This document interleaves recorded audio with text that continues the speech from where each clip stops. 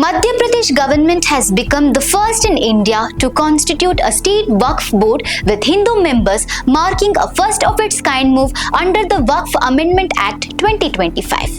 The board was reorganized under the leadership of Chief Minister Mohan Yadav and has been constituted under the Waqf Amendment Act 2025.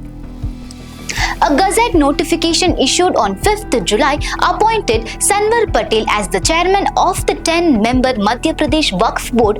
Manoj Malpani and Animesh Bhargava have been inducted as the two Hindu members of the board, making it the first state-level Waqf board in the country to include Hindu representation.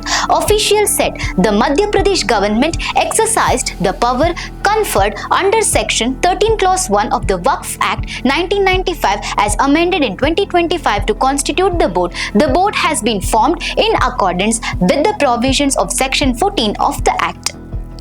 The Waqf Board is a statutory body responsible for the administration and management of Waqf properties. Its primary functions include maintaining records of Waqf properties, monitoring their use, protecting them from encroachment, and ensuring that the properties are used for religious, educational, and social welfare purposes. So viewers, what's your take on this? Share your thoughts in the comment section. For more such updates, stay tuned to Daily Salar Digital.